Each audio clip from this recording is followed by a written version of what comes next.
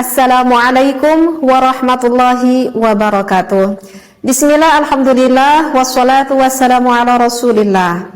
Mudah-mudahan kita semuanya selalu berada di dalam rahmatnya Allah. Amin ya Allah ya rabbal alamin. Kali ini saya ingin membahas, ada yang bertanya kepada saya perihal gaya nih. Perihal gaya apa yang dia tanyakan itu perihal gaya 69. Dia bertanya apakah hal itu diperbolehkan di dalam fikih ataupun diharamkan. Sebelumnya mohon maaf sekali ya jika didengar akan apa yang saya jelaskan misalkan agak sedikit tabu begitu ya, karena saya membahas hal yang seperti inilah gitu, yang mana bagi sebagian orang mungkin hal ini cukup tabu didengar, tetapi jangan berpikir negatif, karena apa yang saya sampaikan ini adalah dasar ilmu yang ingin saya sampaikan. Karena apapun itu ya, di dalam beribadah kita itu diatur oleh aturan agama ya, diatur oleh fikih, sehingga tidak ada kehamhaman lagi gitu bagi kita yang belum mengetahui apakah ini diperbolehkan atau tidaknya. Jadi sekali lagi ya, jangan berpikir negatif akan apa yang saya sampaikan ini ya. Apalagi kan saya ini wanita gitu ya, seolah mungkin agak kurang pantas lah kalau wanita berbicara hal seperti ini. Nah, jadi ada yang bertanya sekali lagi kepada saya, apakah diperbolehkan di dalam Islam jika suami istri itu melakukan hubungan seksualitas dengan menggunakan gaya 69? Jika yang udah berumah tangga lama mungkin udah pada paham ya apa itu gaya 69. Tapi jika ada yang belum paham, misalkan ada yang belum paham gaya 69 itu gimana sih gitu. Misalkan yang baru nikah gitu, yang belum paham. Jadi gaya 69 itu adalah posisi sang suaminya di bawah tuh biasanya kalau suaminya di bawah dan posisi sang istrinya itu di atas. Tapi tidak seperti itu juga sih terkadang.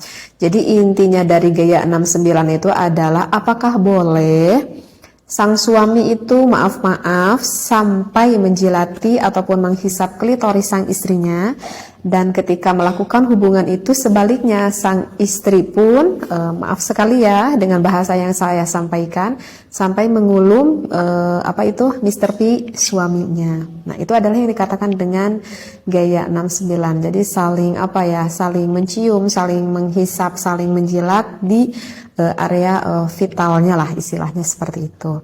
Nah, apakah itu diperbolehkan atau diharamkan? Saya di sini berbicara tentang ilmu fikih, bukan ilmu akhlaknya ya. Sekali lagi saya tekankan, saya di sini adalah menjawab dari ulama fikih, bukan menurut perihal ilmu akhlaknya seperti itu. Nah, kalau di dalam ilmu fikih itu banyak ya sebetulnya saya temui di dalam beberapa kitab seperti itu, yang mana jumhurul ulama itu mayoritasnya membolehkan seperti itu. Dalil Al-Qur'annya kenapa dibolehkan tertara ada di dalam surat Al-Baqarah ya, pada ayat 223. A'udzubillahi minasyaitonirrajim. Nisa'ukum harthul lakum fa'tu harthakum anna syi'tum. Wallahu a'lam bil muradi. Jadi kan di lafaz itu dikatakan nisa'ukum. Nah, gitu kan? Wanita ataupun istri kamu itu adalah harthul lakum, adalah sawah ladang bagimu. Artinya sawah ladang suami. Fa'tu, maka datangilah gitu ya. Harthakum, ladangmu itu anna syi'tum. Nah, di sana itu ada lafaz anna syi'tum. Kalau kita lihat di tafsirnya, lafaz anna syi'tum itu bermakna aimin ayna syi'tum. Jadi bermakna artinya aimin ayna syi'tum itu kita boleh melakukan di mana saja, seperti itu. Artinya ya di tempat yang diinginkan oleh suami dan juga istri. Kemudian wa mata syi'tum, maknanya itu adalah wa mata syi'tum, kapan saja jika suami dan istri menghendaki boleh dilakukan. Kemudian kaifa syi'tum, dan nah ini kaifa syi'tum, bagaimana saja sesuai kehendak yang kalian sukai, artinya sesuai kehendak yang disukai oleh istri dan juga suami kamu. Jadi ini yang salah satu dan si ayat Al-Quran yang mana membolehkan kita melakukan gaya 69 itu, karena tidak ada larangan di sana. In kana dzalika min simamin wahidin, jika ada dari lubang yang satu. Nah, di sini adalah penekanan yang jelas asal masuknya itu ke lubang yang satu, yaitu ke lubang vagina sang istri. Nah, jadi dalil Al-Quran ini yang menunjukkan bahwa suami boleh bersenang-senang dengan istrinya dengan gaya apapun selama suami dan istrinya itu saling suka, saling meridhoi, tidak ada keterpaksaan antara suami dan juga istri. Nah, itu yang perlu digarisbawahi. Nah, kemudian saya akan membacakan dari referensi kitabnya ya, barisan dari dalil Al-Quran, sekarang dari referensi kitabnya. Di sini dikatakan wattafaqal fuqaha'u, sepakat nih para ulama ahli fikih ala annal jima'a, atas melakukan jima, yahrumu diharamkan fi halataini, dari kedua keadaan. Ada dua hal yang gak boleh dilakukan berhubungan intim, itu adalah fid duburi, jika suami memasukkan ke lubang belakang ataupun lubang duburnya, wafil haidi, ataupun memasukkan milik suami kepada istrinya ketika istrinya itu sedang berada di dalam keadaan haid. Nah, itu juga yang diharamkan ya, udah jumhurul ulama, itu udah sepakat seluruh ulama. Wa amma masiwahuma, wa amma, dan adapun sesuatu masiwahuma selain dari keadaan dua tadi, yaitu yang dubur dan juga haid, faqad ikhtalafu fihi, maka sesungguhnya itu berbeda pendapat ulama. Oleh karena itu kan saya katakan ini adalah menurut pandangan ilmu fikih, bukan menurut pandangan ilmu akhlak. Faqad qala asy-Syaikh Zainuddin bin Abdul Aziz Al-Malibari fi Fathul Mu'in, berkata asy-Syaikh Zainuddin bin Abdul Aziz Al-Malibari di dalam kitab Fathul Mu'in. Di sana kalau para santri ini udah populer kitab Fathul Mu'in ya. Jadi itu kitab fikih yang banyak sekali dipelajari di pesantren-pesantren. Nah, bagi yang pernah ngaji kitab Fathul Mu'in, di sana kita akan menemui faslun fil kafa'ah ya. Di sana kita akan menemui faslun fil kafa'ah, bisa dibuka lagi referensi kitabnya. Kemudian kita lihat agak ke bawahnya itu ada tatimatun ya. Ada tatimatun, di sini ada pembahasan yang mengatakan seperti ini. Jadi di dalam tatimatun itu yang membahas fi bayani ba'di adabin nikah ya, di dalam menjelaskan sebagian adab-adaban tentang nikah. Nah, ada yang dikatakan oleh Syekh Zainuddin, referensinya seperti ini. Ya juzu, diperbolehkan li zauji, bagi suami, kullu tamattu'in, boleh sang suami bersenang-senang ya, boleh suami bersenang-senang minha, dari istrinya, bima siwa halqati duburiha, selain ataupun kecuali dengan sesuatu yang berada di lubang duburnya, lubang dubur sang istri dari lubang belakang. Nah, itu nggak boleh. Walau bimasyi badriha, nah kecuali nih walau bimasyi badriha, yang diperbolehkan itu walaupun sang suaminya itu sampai menghisap klitoris sang istrinya. Nah, jadi di dalam kitab Fathul Mu'in yang berkata Syekh Zainuddin bin Abdul Aziz, di sana dikatakan hukumnya diperbolehkan sang suami menghisap klitoris sang istrinya. Nah, begitu juga sebaliknya, sang istri juga diperbolehkan untuk mengulum milik sang suaminya yang kita kenal dengan gaya 69 ini gitu ya.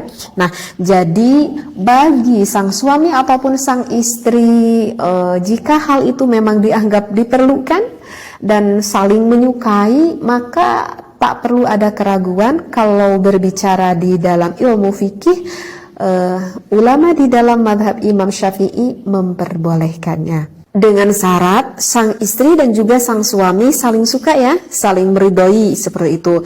Kalau misalkan istrinya nggak mau gitu, kalau misalkan pengantin baru gitu ya, itu kemungkinan kebanyakan para istri tuh nggak mau gitu ya, karena mungkin agak jijik juga gitu ya, dan merupakan hal yang sangat di luar bayangan mungkin, sehingga nggak mau melakukan hal itu. Nah, tetapi kalau misalkan dengan berjalannya waktu dengan sedikit suami merayu begitu ya, kebanyakan sih wanita tidak akan merasa keberatan sih seperti itu. Nah, saya tidak tahu ya bagaimana yang dirasakan oleh suami dan juga Anda di rumah gitu ya. Cuman kebanyakan gitu kalau saya dengar gitu seperti itu.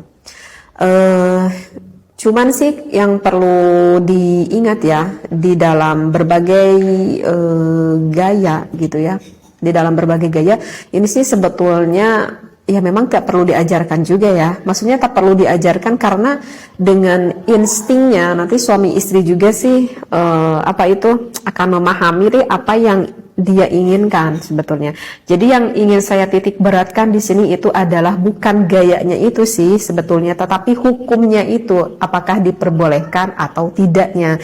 Jadi yang ingin saya sampaikan bukan gayanya tetapi hukumnya. Nah, kalau bertanya hukumnya di dalam fikih ya diperbolehkan. Dan harus diingat ya, wahai para suami dan juga istri, di dalam melakukan berhubungan seksualitas itu merupakan ibadah ya, itu merupakan ibadah bahkan yang besar sekali pahalanya. Jangan dikira ini bukan ibadah, ini adalah suatu ibadah yang besar sekali pahalanya dan banyak sekali kemanfaatannya.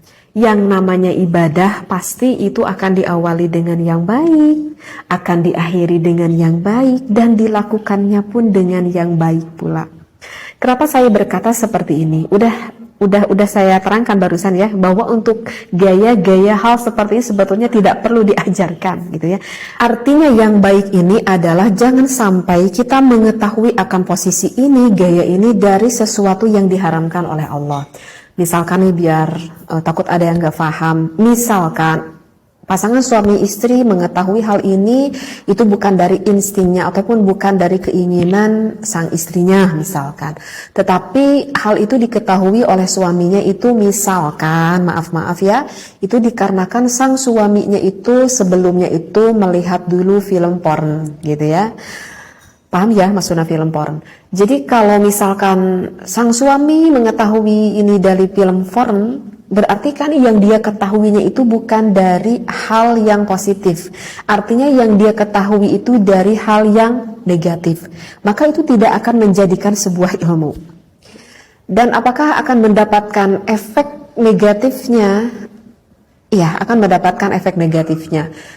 Karena terkadang ada yang bertanya juga kepada saya itu seperti ini, apakah boleh nih bagi suami istri karena agar menambah ilmu, dia berniatnya baik nih, ingin menambah ilmu, bagaimana sih gaya-gaya gitu ya, ataupun dia ingin mendapatkan gairah seksualitas dari sang suami dan sang istrinya, tapi aku lihatnya sama istri kok bareng-bareng gitu kayak kata suaminya. Apakah itu diperbolehkan atau tidak? Maka jawabannya itu adalah tidak diperbolehkan, walaupun sang suami dan juga sang istri melihatnya bareng-bareng, walaupun punya niatnya itu adalah baik karena ingin membangkitkan gairah syahwatnya, ataupun bertujuannya baik menurut dirinya karena ingin menambahkan ilmu menurut pemikirannya, tetapi itu adalah apa yang dia pikirkan itu adalah mencari dari hal yang diharamkan. Maka sesuatu yang dicari dari hal yang diharamkan oleh Allah, maka hasilnya pun nanti tidak akan baik. Berbeda dengan saya mengetahui misalkan posisi ini gitu ya, misalkan ataupun posisi yang lain, tetapi saya mengetahuinya itu adalah dari ulama, dari kitab. Saya dikaji ini waktu saya di pesantren gitu ya, saya dikaji gitu ya. Nah itu berbeda lagi, itu memang pure dari ilmu, bahkan itu akan mendapatkan keberkahan seperti itu ya.